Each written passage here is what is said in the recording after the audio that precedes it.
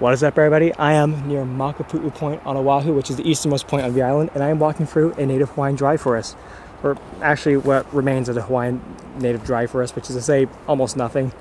The dry forests in Hawaii are sadly the most highly decimated ecosystem in the islands, no doubt.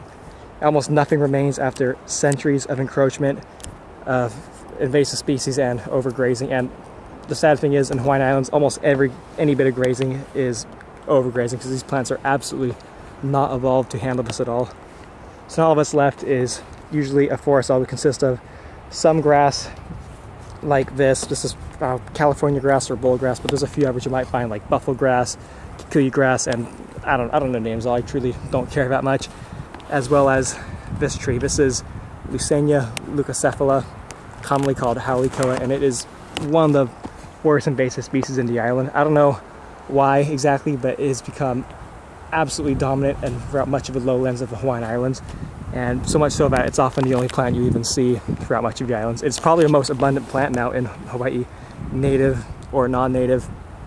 It's originally native to Central America, but it was introduced here, I believe, as a forage for cattle, and it just took off, and now grazing has ceased throughout much of the islands, but this plant still remains, sadly. And occasionally you'll also find a plant like this tree right here. Most likely, sorry about the blur, most likely it's Kiawe or Prosopsis pallida, but it could also be any number of acacia species that are also introduced to the Hawaiian Islands. So yeah, not really any native species left in this forest, most likely, but we might find a few if we're lucky, so let's see what else we can find here. In addition to being highly degraded, the Hawaiian dry forests were previously very highly biodiverse, perhaps the most biodiverse of the ecosystems in Hawaii, maybe even more so than the Hawaiian rainforest. They had also perhaps a higher endemicity than any other of the Hawaiian ecosystems, so it's quite a loss that they've degraded this much. Previously they had tons of endemic species, most of which are now, if not extinct, very highly range restricted, and many of them completely extinct in the wild and entirely reliant on captive breeding efforts, hopefully eventually restore them to their natural habitat. Jesus Christ, the wind does not want me making a video today. It's really trying to spare you guys from my terrible videos, but I'm not letting out the hook that easy. I'm still going to make one today. As you can see here now on the coast, where you've got a bit more native species. This, for instance, is Scaevola taccada, which I've talked about a few times, as well as the Heliotropium anomalu variety argenteum, the endemic variety of Heliotropium anomalu to Hawaii. We also have this nice native species. This is a widespread one throughout tropical areas throughout the world, or not just tropical, I think it's on a lot of coastlines in the world. This is Sesuvium portulacastrum, or the family Rhizophora. Now, Rhizophora is a family that is mostly endemic to southern Africa, in particular South Africa, but this species has a very wide distribution, and it's edible too, which is nice. Try a piece. Tastes like very salty lettuce. Maybe not that good though. But yeah, it's nice seeing that there's more native species surviving along the coastline here, as opposed to the terribly degraded dry forest. Holy fuck, this is weird. Here you got this broad, flat coastal area where there's not a lot of trees growing. In fact, they seem to all be dead, and I believe there was a fire that had swept through here a while ago. And as you can see here, there's on the base of one of these dead branches, there is Lucaena Leucocephala growing back up, the Haole, which I previously talked about. So that's a bit sad, but I didn't manage to kill it all off. Jesus Christ. Well, I'm really sorry about the wind, guys. But what we do have that's positive is the Gossypium tomentosum, the Hawaiian cotton, that's managing to survive here. So that's always lovely to see. The plant seems to be a really strong competitor amongst these invasive grasses and whatnot. And yeah. Pardon where I say that it's in a previous short I made that it's Gossypium sandwichensis. That was a mistake. There's a lot of plants here that are endemic with the phrase sandwichensis in the scientific name, so forgive me for that, but there it is. And now, as the tide comes in, I'll give you a rundown on what the highly degraded aquatic, freshwater and tidal environments of Hawaii often look like. Now, first off, we got this species of tree right here. This is Rhizophora Mangle, the red mangrove, as it's commonly called. And this species has sadly become quite dominant on much of the coastlines and rivers of Hawaii. Now, mangroves in most of the world are a highly desired species because of the ecosystem services they provide.